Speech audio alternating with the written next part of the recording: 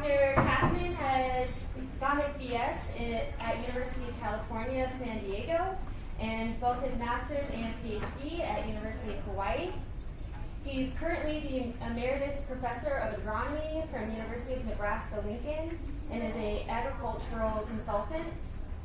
Over a 40-year career, Ken's research has focused on ensuring local and global food security while conserving natural resources and protecting the environment. He has worked on many of the world's major cropping systems. He currently works at the intersection of agriculture and environmental advocacy to improve yields, profit, and environmental performance. He led development of the Global Yield Gap Atlas, which is an interactive map-based web platform that provides estimates of gaps in yield and water productivity for major food crops worldwide. And in 2017, Dr. Cassman received the Bertebos Prize from the Swedish Royal Academy of Agriculture and Forestry in recognition of his contributions to agricultural science. So please help me welcome Dr. Cassman.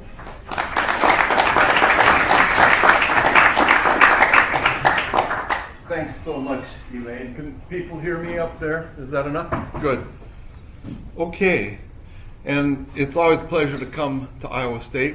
I was in Nebraska 17 years. You may not know this, but Nebraska is your neighbor to the west. And over the years, I've been here punctuated, I'd say, 5 or 6 times. And it's great to refresh things and find out what's going on here. Had a lot of nice discussions with various groups. Tremendous number of things going on here, and it must be a very exciting place to work.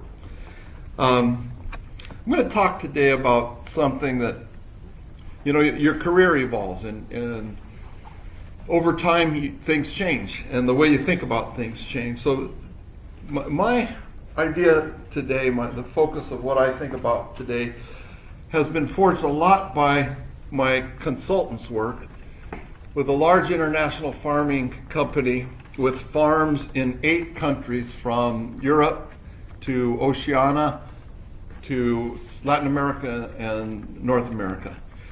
And all of these farms are managed by the best managers money can buy, as good as your best farmers here in Iowa or Nebraska. And I've come to see that there's a number of things that are going to challenge the way I thought about agriculture 20, 25 years ago. That our trajectory is not getting us where we need to go fast enough. There aren't technological solutions on the shelf that are going to feed the world, protect the environment, keep agriculture profitable. And so it's time for a major rethink and new ideas, new ways of doing business.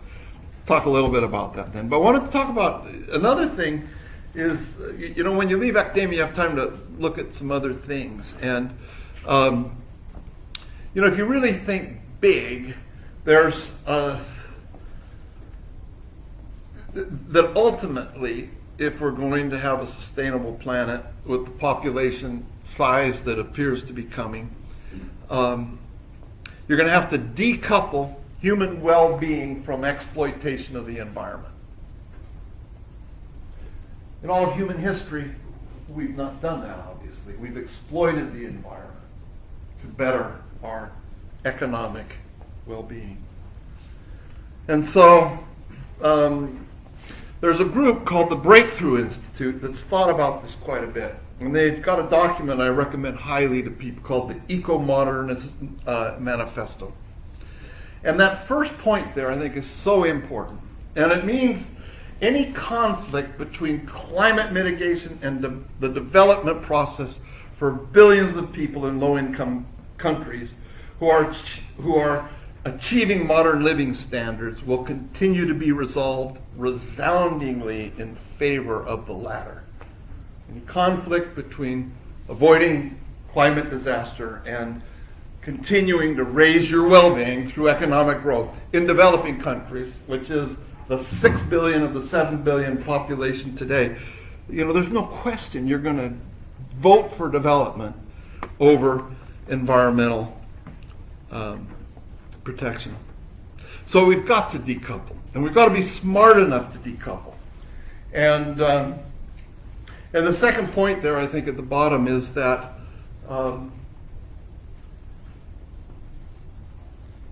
the idea that one of the goals is to have pristine nature is probably long past.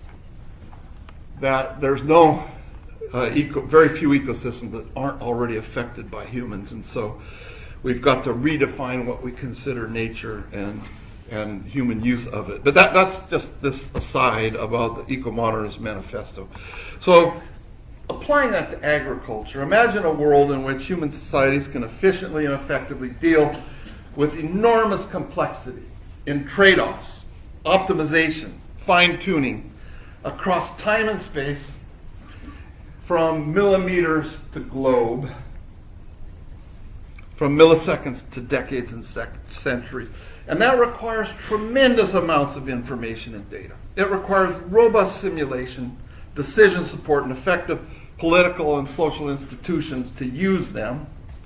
And not only for managed ecosystems, but also for recreational areas, national parks, and remote natural ecosystems. And I guess the bottom line for me is that big data is the answer, but maybe not how we're talking about it, not how it's currently being discussed. And this is the reason so when I started my career, PhD in, the pointer doesn't work. I started my career, so PhD, here. Interesting time, because it occurred after the first agricultural time bomb was the Green Revolution period, where everyone understood that we were running out of food. There was an international consensus about how to fix it, produce more. And you had increase in global farmland devoted to food crops of 6 million hectares per year. What is that? That's about 1/7 of 1/8, 1/7 of the U.S. corn crop each year. And you had a period of where things stayed very stable in terms of global land area devoted to producing crops. That was a period, of course, where crop prices were horrible. They were so low that there was no motivation. It didn't pay to convert more land, even in the Amazon. And then you start here in the early part of the last decade, and you see another agricultural time model explode. And we're up to 11 million hectares of land per year. And this is FAO data everyone can get at. Of that 11 million hectares, almost 10 million hectares of it are 5, 6 crops: rice, wheat, maize, soy, soybean, sugarcane, oil palm. The major food and energy crops produced. So, if we're going to protect, have some natural ecosystems, although maybe not pristine, but natural ecosystems with intact biota and flora and fauna, we're going to have to contain agriculture. This cannot continue. What's changed since I began my career here is in this period where land area was constant, we were meeting the increased demand for food almost entirely by raising yields on existing farmland, obviously. Right, obviously. At this point was where that diverged. We no longer can do it just by raising yields. You have to, under current trajectories, expand. That has to change. This is what it really looks like. This is outside a major provincial city in China. That land produces 2 and 3 crops of rice per year. This is what it looks like in the Brazilian rainforest. This is what it looks like sub-Saharan Africa. And the reason, again, is that this is global rates of gain for the major crops, all decidedly linear, and all of them not sufficient to produce sufficient supply to keep prices low enough to take pressure off of expansion. Now, don't get me wrong, having said that, Just increasing yields alone is necessary, but not sufficient to stop deforestation. You need policies, good governance, etc. So don't get me wrong, but it is necessary. You cannot do it. You cannot protect natural systems if you don't produce sufficient food on existing land. Now, if we look, try to decompose those linear trends, it's amazing the amount of innovation and investment in research that's required to maintain a linear rate. Okay? Look at it's every decade there's 2 or 3 things that come along that have a tremendous impact on maintaining that trajectory of yields, and some of them even improving environmental performance as well.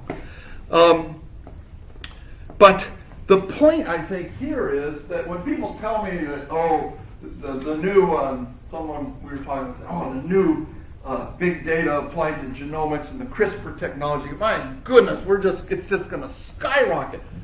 Is that more powerful than going from 25 pounds of nitrogen per acre here to 150 here? Is that more powerful than taking 15% of your maize area, dryland in western Nebraska, and applying irrigation? So the power of these technologies, and some of them highly underrated, for instance, auto-steer, credible impact on resource use efficiency and yields. So,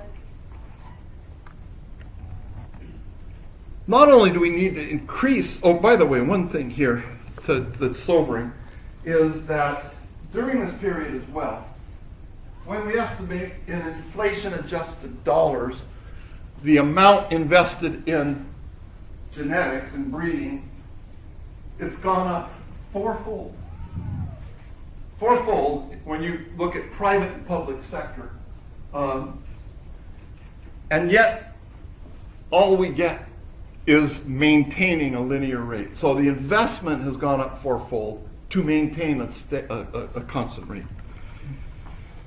But not only do we need to accelerate that trend, so the other sobering thing is continuing that linear trend isn't good enough. Not only do we have to accelerate, but we've got to protect the environment. And all of you know that, won't go over it. And the food supply has to be safe, nutritious, affordable, etc. Okay, so those are the challenge. So big ideas beget big questions and require big data. And the big idea is this idea, we'll call it, how many of you heard of the Anthropocene? Yeah, I think it's kind of interesting.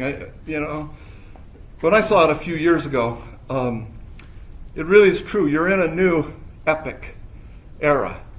And the era is that all the major physical, biological processes on planet Earth are shaped by humans now. And we've talked about how then to deal with that and to feed ourselves, it's going to take incredible wisdom. And it's going to take trade-offs, optimization, fine-tuning to the degree we've not seen before. And so how to design and develop big data and the supporting intellectual technologies that can then achieve these goals.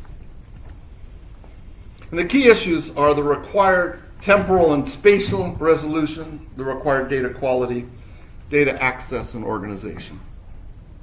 Having said that, I'd like to mention this. The goal, I think, is what I call ecological intensification. And we're going to have to then be producing 75 to 90% of potential yield whenever we grow crops on land, existing land. To do that, we had some discussions here. You can't do that without maintaining in your better soils or improving in your moderate to poor soils their quality. And then, of course, we've talked, you've got to reduce the environmental impacts. And to do all of that, you've got to get much greater input use efficiency. And again, as I mentioned, necessary but not sufficient. You need good governance, these things. But this is the goal in terms of what we're going to try to do to accelerate yields on existing farmland in an environmentally sustainable way. The other thing we need is a way in which to know we're moving in the right direction. And unfortunately in academia, the science of monitoring things is not held in very high esteem. And yet without it, you have no, it's like being in a black room of large size and you're in the middle of it. You have no idea where you're going and if you're making progress or not. But the problem is that many of the most important things we need to measure are difficult or costly or highly spatially variable or temporally variable. And yet, without a way to measure progress or to know trend and direction, it's very difficult to invest in prioritize research, to help farmers know whether they're on track to contribute to this new world we're after. So the best metrics simplify on the far side of complexity. I talked about that with a number of you today, and that is, in my career, the best metrics come after you understand a complex system so well you know exactly what few things you need to measure to get a reasonable estimate with reasonable probability that it's right about current status or trend. And we need it for a number of things I have here, obvious to all of you. Other reasons to benchmark are also important. For clearly, food supply chains probably will put a higher value or require a certain kind of environmental performance to enter. I think the second one here is even more important. Agriculture always gets criticized because it is such a bad environmental player, when in fact its environmental record in terms of improvement is probably as good as many other industries. And so I think agriculture needs to protect itself from perception and narratives that aren't always true. That is, if we, nitrogen use efficiency, you're on average now 35 to 40% more efficient today than you were 40 years ago. But we don't really have good data and metrics on it. We have some aggregate data, but it's quite frankly not very good. But we have very little on soil quality attributes that are important, etc. Point is here that I think growers themselves should be clamoring for improved metrics to monitor environmental performance, because if I were a grower, I would be very confident that in 30 years I would be doing a much better job than I'm doing now. And the benchmarking allows you to tell that story. And it avoids other people who don't like what you're doing telling it for you. And finally, obviously it helps it conform with whatever environmental regulations there are. So the kinds of data we're talking about, I think there's static historical data. Very important. So soil property data, weather data, daily time step minimum 20 years, especially for rain-fed agriculture. And crop management data. That's recent years because it's changing.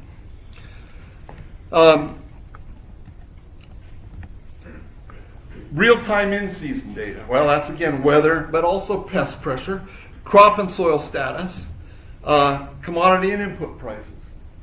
Often needed to make an informed decision about a management choice during the season.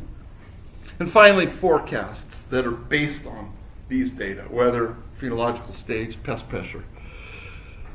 So this is not, if you notice, this is not what I would call everything and the kitchen sink big data, or every possible piece of data. This is relevant big data. And I think sometimes we get carried away and it hinders us by thinking of how much data there are rather than saying what data are needed and what should we focus on.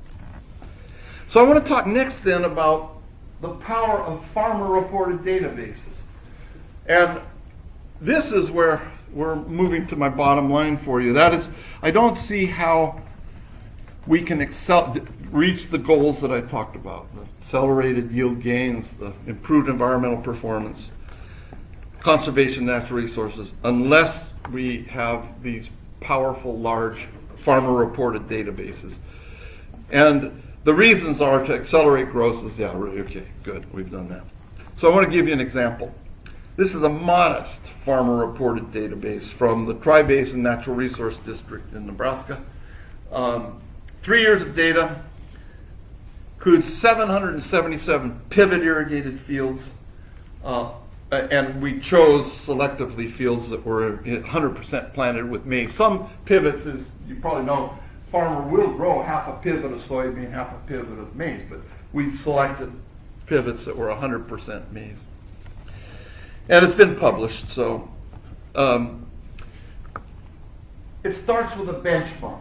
Starts with, to do this work, to use farmer data well, you need robust benchmarks, things that are so pure and good they look like that. I was at the Smithsonian Institute a few months ago. I don't know if any of you have gone recently. In the gems section, they had an aquamarine that was this big and had 5 sides, perfectly clear. I've never seen anything like this. To me is that aquamarine. It is so clear and beautiful and robust. So here, these are simulations of maize yield across a transect of the Corn Belt with 18 locations. Irrigated blue, rain-fed yellow. At each location, 18 locations, 20 years of data, yeah? And so each of the, why it varies, and this is optimal, so this is with no limitations except sunlight, temperature, and water. In the case of irrigation, no water because you're irrigating, right? The variation is due to the temperature and solar radiation. And in the rain-fed, the rainfall. So you see 2 things here like that aquamarine. One is the frontier. That's as good as we can do. So that's a meaningful boundary function, and that's where genetics can help us. If you can get a genotype that's to the left of that boundary frontier, that's really a significant achievement. But this is the one that's important as a benchmark for growers, because that's the mean water productivity function. And so you can use that then. Oh, first off, you have to validate. So these are our field experiments from, well, even one here, up here. This one. This one's in near Cedar Rapids, Iowa. It was a contest-winning field in 1998 in the National Corn Growers Contest, so it'll give you an idea. Where we actually measured the yield, not the reported yield in the yield count. We went there and measured it. We were allowed to put our AgMet equipment there, so that's our value and our measurement in the contest or near to the contest-winning field. But you can see that boundary function, so these are all experiments where we explicitly tried to grow the crop without any limitation other than temperature and solar radiation with irrigation, or temperature, solar radiation, or rainfall under rain-fed conditions. So you see these 2 frontiers, well, the mean water productivity function here and the boundary line here, pretty robust with the simulations. By the way, none of these places have sub-irrigation. Okay, so the analytical framework then is to benchmarking. So you could then conceptually say any farm, oh, and by the way, the growing season water supply here is the water in the soil profile at planting, plus the rainfall during the growing season, plus any irrigation applied. So that's the total water supply. So you can look at any particular field and say, where is that relative to the appropriate benchmark? And the appropriate benchmark is not the boundary function, it's that mean water productivity function. And of course, a grower can decide to do a number of things. Let's say they're limited, they're being cut back in water, irrigation limitation, groundwater laws, something. Well, they can choose to, with best management, get the same yield with less water. Or they could, through other practices, use closer plant population, better nutrient management, who knows. They could increase yields with the same water. But what you see is another thing then, when you look at 777 pivots, you see a couple of neat things. First off, in this environment, and we talked about this today's stories, these are farm yields, 260 bushels, right? And it needs about 37 inches of water supply. Anybody using more than that is wasting water. You can then break it out into things, and so here's gravity irrigated pivot. You see, gravity is all shifted to lower efficiency down here. Pivot is up. You can then use simulation to say what if questions and things. And so with this, you can then say, well, what if this happened to be a natural resource district in the Republican River Valley, and Kansas sued Nebraska because they said we were using too much water than was allowed by the compact we had with them that was signed soon after World War II. They took it all the way to the Supreme Court, and of course Nebraska fought it, and then lo and behold, the Supreme Court ruled in Kansas's favor. And so water districts like this had to come up with more water in the river system for Kansas, including groundwater, because the models that were being used, the hydrology models, they couple groundwater withdrawals with surface water, which you need to do. But with beautiful data like this, you can look at, what if every, you irrigated based on ET and phenology, and so you perfectly irrigated only when the crop needs it. You save about 25 million cubic meters of the water. What if you did 75% of replacement of ET?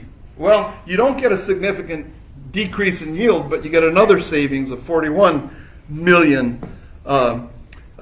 cubic meters of water.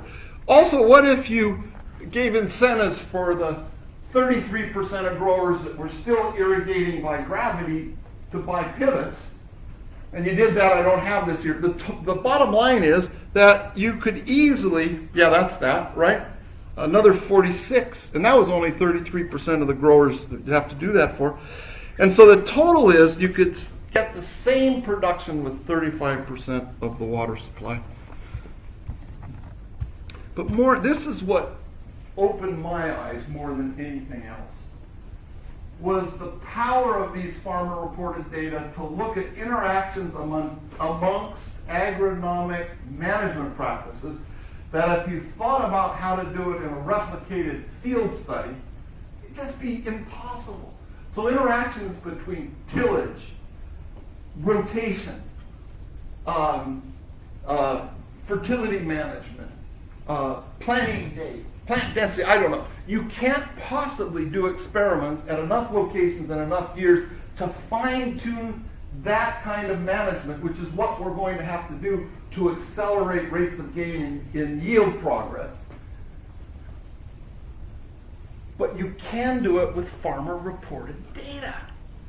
So for instance, if you ask the question here, what's the difference in water savings if you switch from surface to pivot? Look at those error bars. How much more water do you save if you use conservation tillage? Does it matter if it's ridge till or strip till or no till? No. And again, look at some of these. They're a little larger for surface, but we're moving to pivot anyway. Remember, we're saving all that water. So look at that error bar.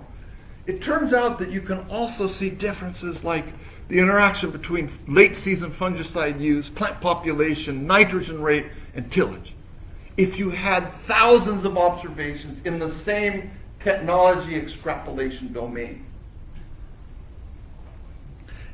that you could never do by our traditional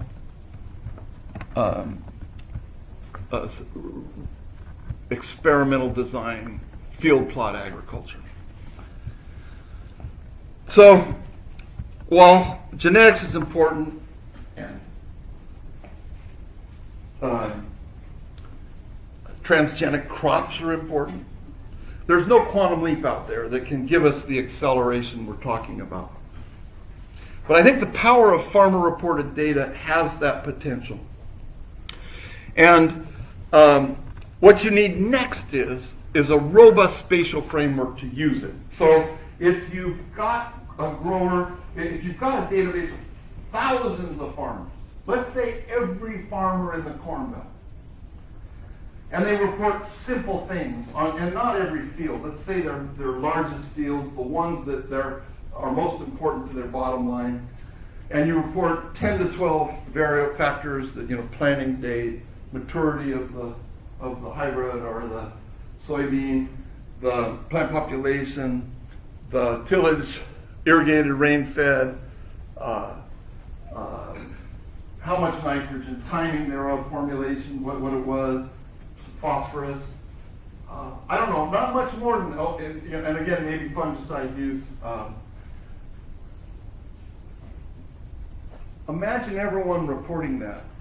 It would mean, my guess is, on average, every farmer has about from 2,000 to 20,000 cohort fields that are all part of this grand agronomy experiment. Because you can query it and say, what do the top 5% yielding fields do, and where am I relative to those top 5% in terms of yield? But you need a way to identify your cohort farmers. So I want to talk about what we're calling technology extrapolation domains. It started from our yield gap atlas, because the question there was, because we did it with real data, and getting real data for places like sub-Saharan Africa is very difficult. So you had to ask the question, if I wanted to know what the yield gap was for Nigeria for corn, or cassava, whatever, the question became, what's the minimum number of locations I need to go to get an estimate at the national level for Nigeria about how much corn they can produce on existing farmland, whereby if I add another site, it doesn't affect the national aggregate yield, or its yield stability. So you can do that, and we did it. And to do it, we needed to develop a climate zonation system.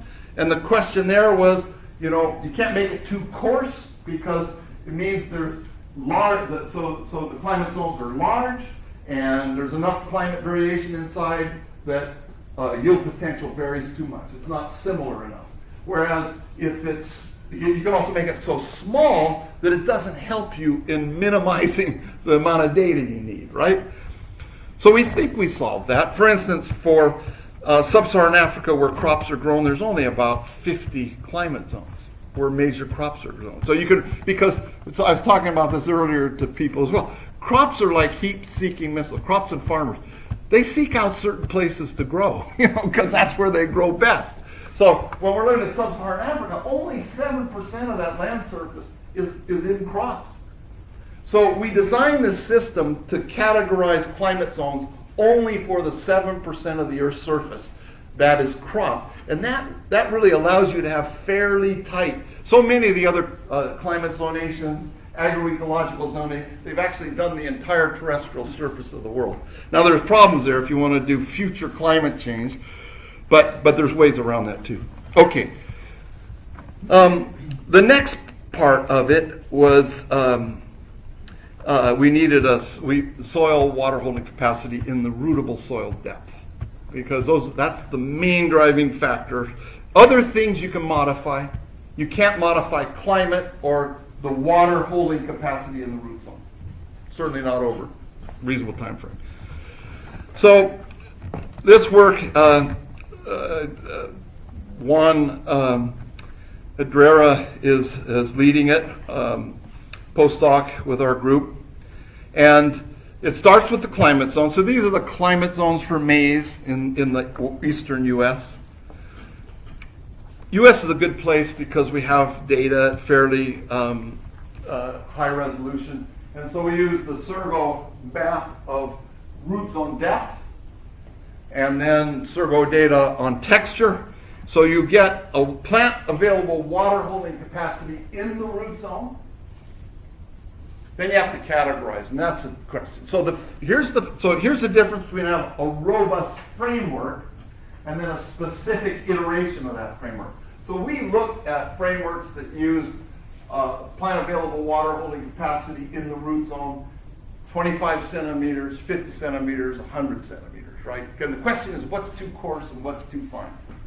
Turns out 50, we think, is about right.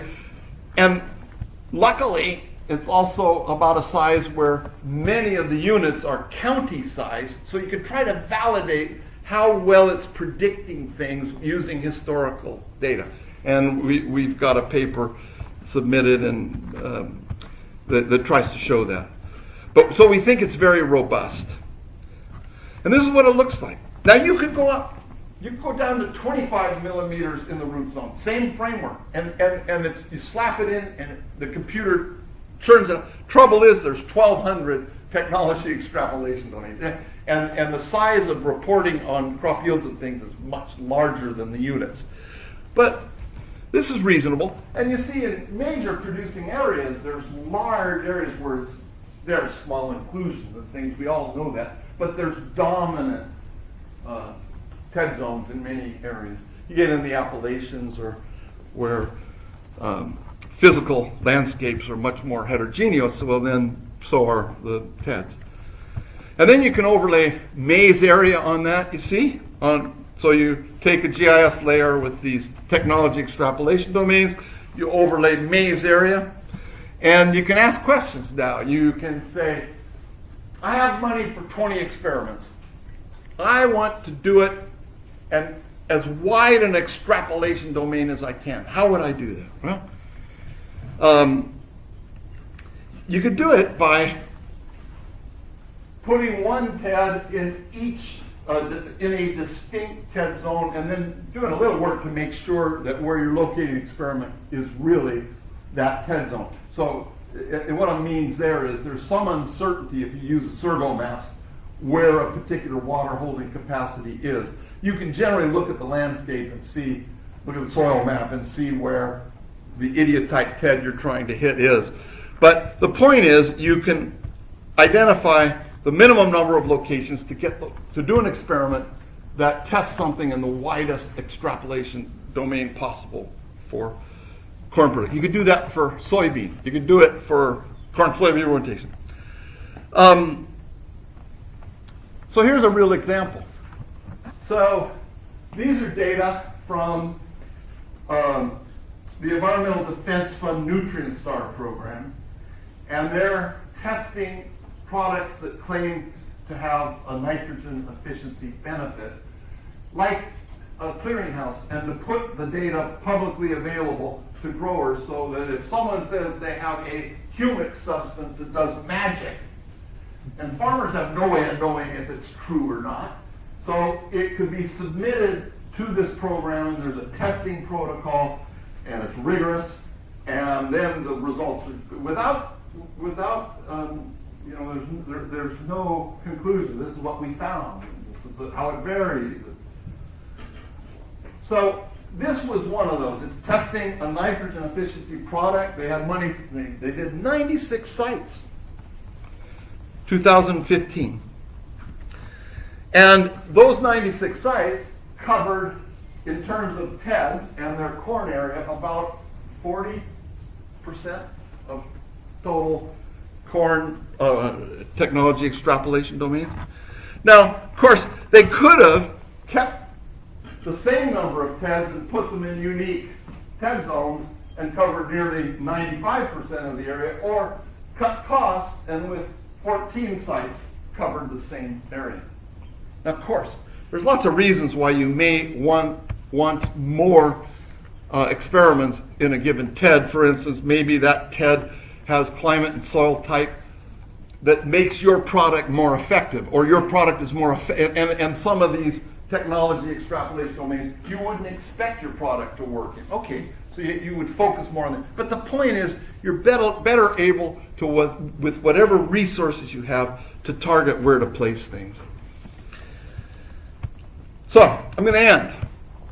And I expect to get excoriated here, so don't let me go without cutting my legs off. But I want to give a vision of what I see the global database we're going to need will look like. So it's public, and I'll explain that. High quality, high spatial resolution.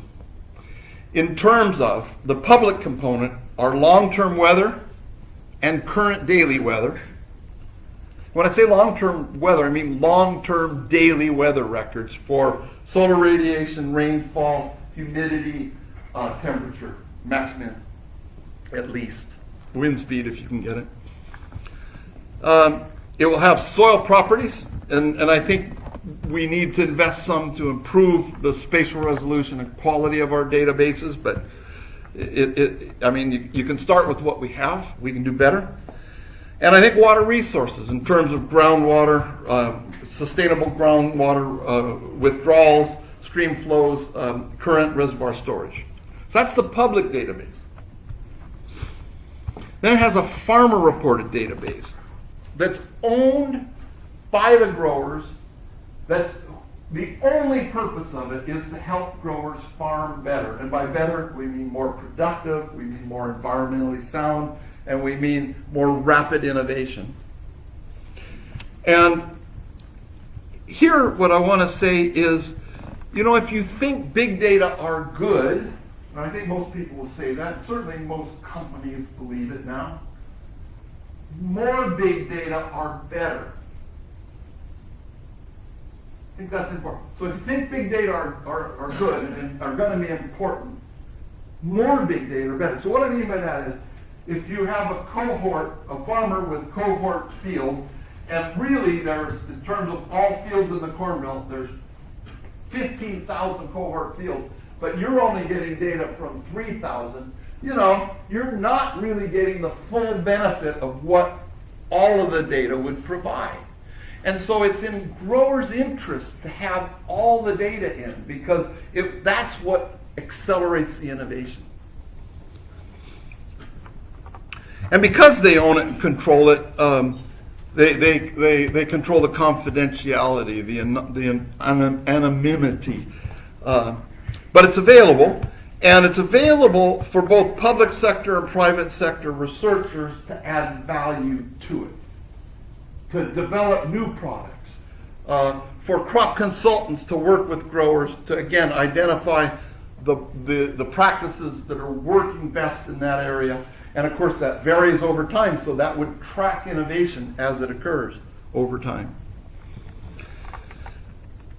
So, particularly what does the private sector make money on? Of course it's, these things, I think. And these are areas I don't think except to do proof of concept or more fundamental research that the public sector would do. So the Holy Grail is a food, energy, water security world. It's going to be actually, how many of you realize that about 3 months ago the UN population department raised its estimate of population at mid-century? How many of you knew that? It's now 9.7 billion. Not because birth rates have increased, but because of death rates have decreased. And at the end of the century, the median projection is 11 billion. Yeah. So there's no question to me that we've got to explicitly strive for a world where we reach a plateau as fast as possible and as low as possible. Because every one of those people has a right to a nutritious and adequate, delicious food supply, with a little beer and wine on the side if you choose, to an energy access that allows you to be warm in winter and cool in summer, and lights to read by at night, and movies, and all the things that are good in life, and roads and infrastructure and transport, so you can get around and see people, not just your neighbors here, but around the world. That's what you want. That's what I want. Everyone will want that. If you have 11 billion people, everyone's going to, there's no reason. They have every right to claim it. Think of what that would mean in terms of resources. So the point is, we've got to be committed to the lowest possible global population as soon as possible. And so to get there, we need this big data. And why that feeds back in is that the most powerful factor affecting population growth rate, other than improving death rate, but the most powerful factor in reducing population growth rate is the number of children that each woman has.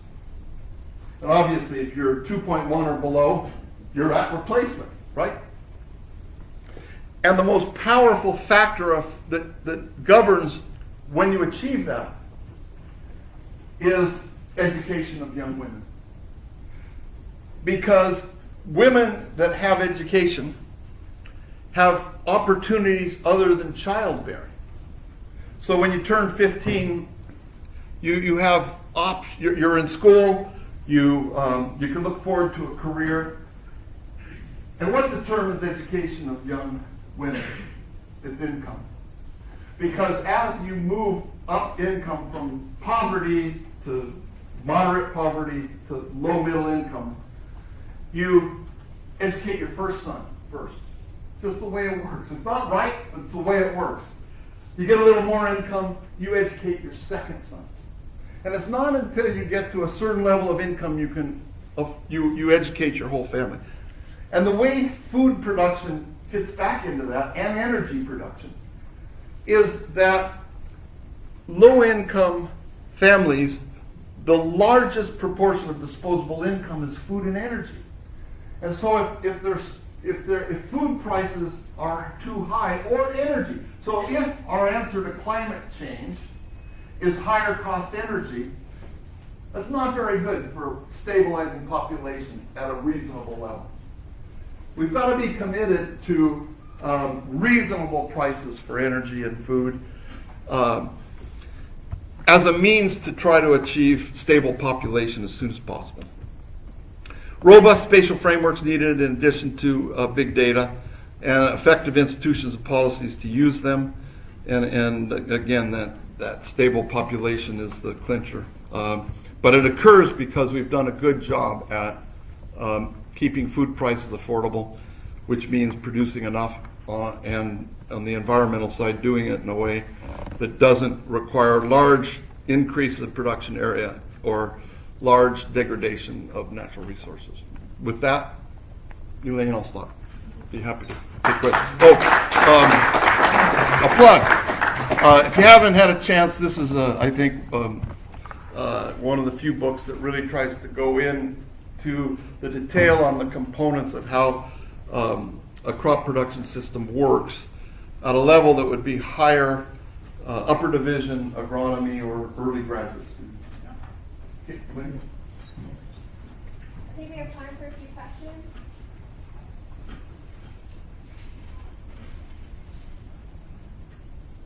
Yeah, lean back.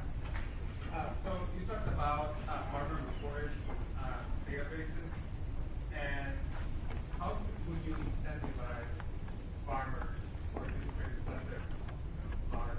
Yeah. Yeah. Well, first off, they'd have to be convinced of the value proposition. So there have to be some work,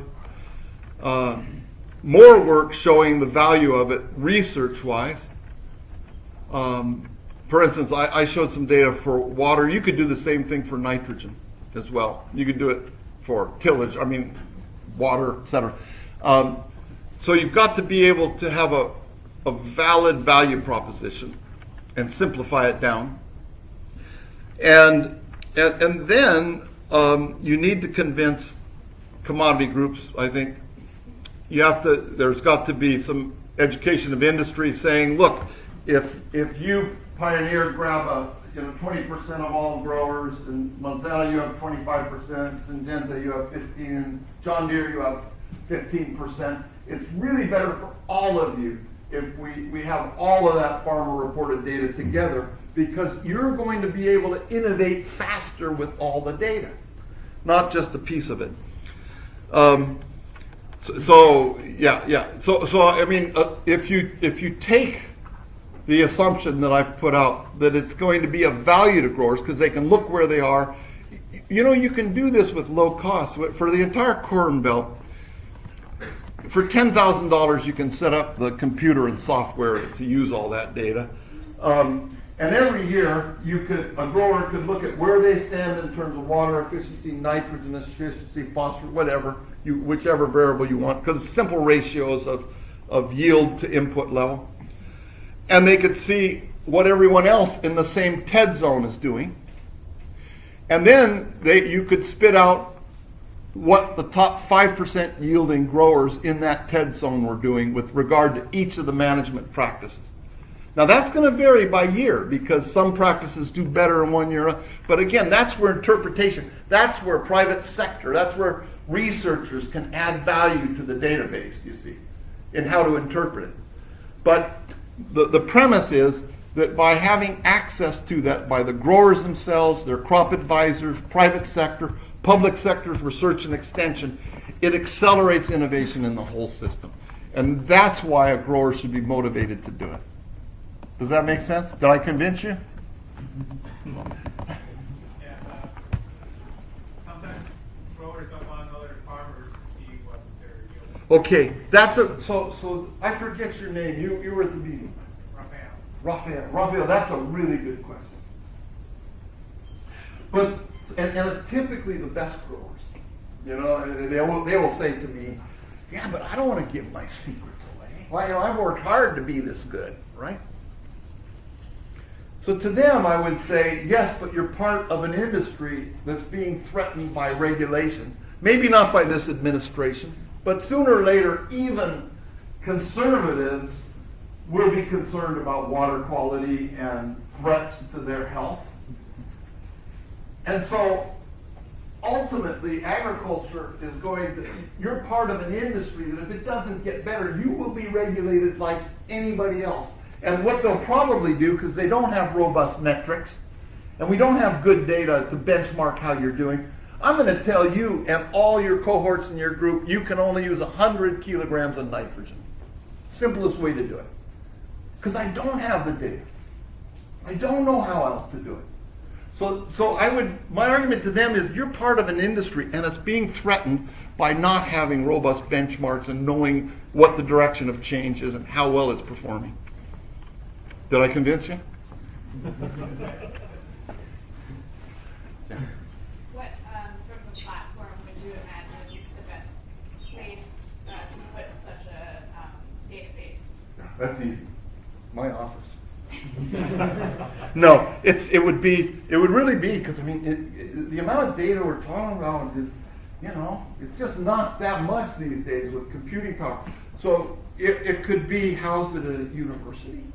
The point is the ownership and who controls it, how it's used, etc. Where it's located is, you know, minimal. And then ensuring you've got all the security and stuff. So I think I'd ask Equifax for expertise to help with the security. But those things are tractable problems, yeah. Yeah. What's your general sense for future increases in potential yields? Have we hit a plateau there forever and ever? No, I mean, yeah, so yield potential, there's two components. There's a genetic component that would be largely determined by photosynthesis and respiration. And then there's a component that is expressed in response to management. So we still have a long way to go on expressing yield potential through better management. And I saw data today, you know, uniform plant density, deeper soil profile, somehow making sure that plants are protected from late season nibblers and things, and I mean whole suites of things.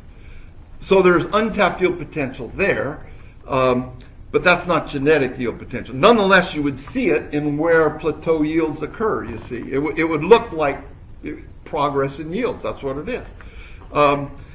But genetic yield potential is much more difficult because the only way to do that is either to increase photosynthesis, decrease respiration, or improve partitioning of what you assimilate, right? And the evidence to that is, there's some evidence we've made some slight improvements at the margin, but it's not large. And nonetheless, it's something that is certainly worth pursuing because any little increment you can get in improving radiation use efficiency genetically, photosynthetic efficiency, reducing respiration costs, that just reverberates through the whole system forever and ever, right? So it's not that saying that we haven't made much progress doesn't mean that it's not something that needs to have continued emphasis. But I'll tell you, my guess is that the private sector companies that need to make money on what they invest in aren't investing a lot in photosynthesis and respiration. So give it to the public sector, right? Have the public sector do it.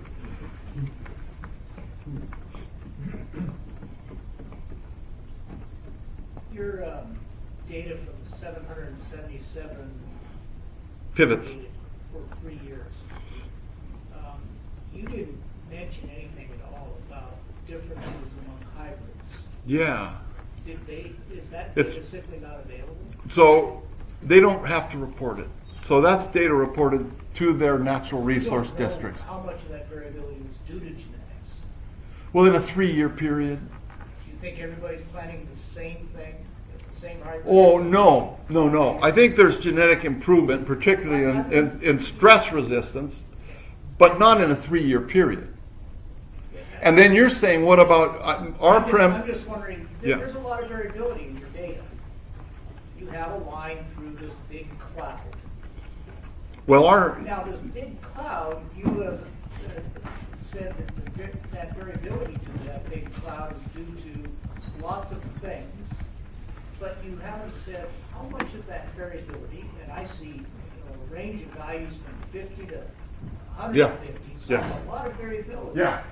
You said that that is all due to management, and yet you haven't recorded any of the genetics there. Well, the genetics is recorded in terms of maturity.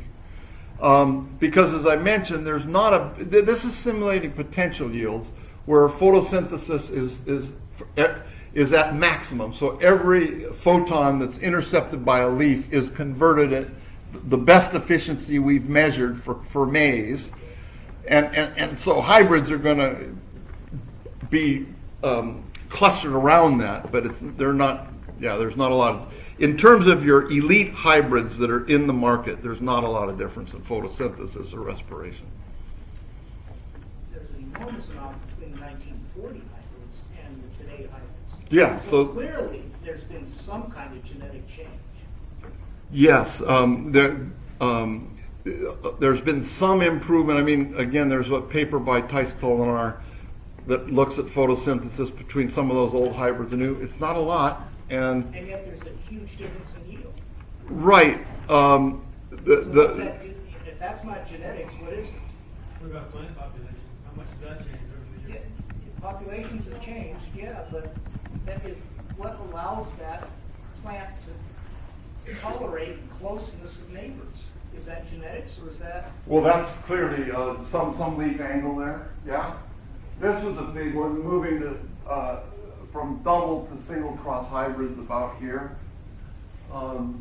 I would say the multi-location hybrid testing is probably one of the powerful things that is underappreciated. So in the I didn't realize it, but when I worked with Don Duvik, a pioneer, and he explained the history to me, about the mid-70s, they were doing smaller plot kinds of hybrid selection.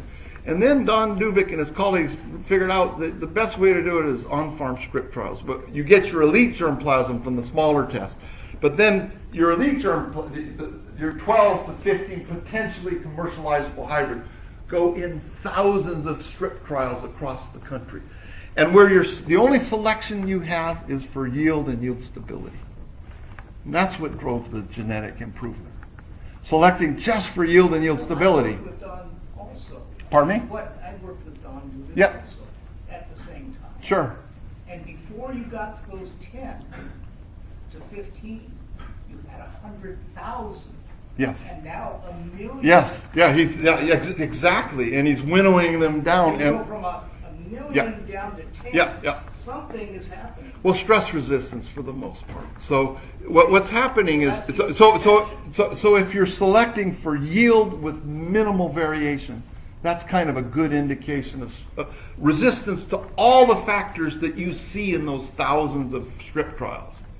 And that's a powerful tool. But it didn't advance so much the yield potential in the photosynthetic and respiration sense, but it advanced yield potential in the sense plants were so much better able to withstand whatever's thrown at them. And then you have these other management factors that allowed you to express that potential yield.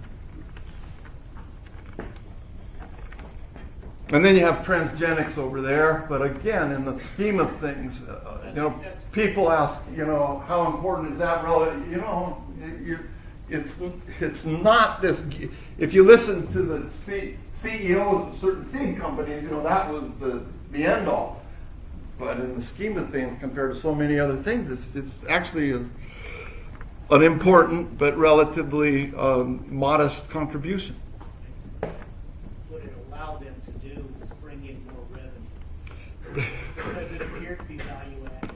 Yeah, well, and it also allowed us to do more conservation tillage in certain areas, although then without having also funded a robust effort on weed control,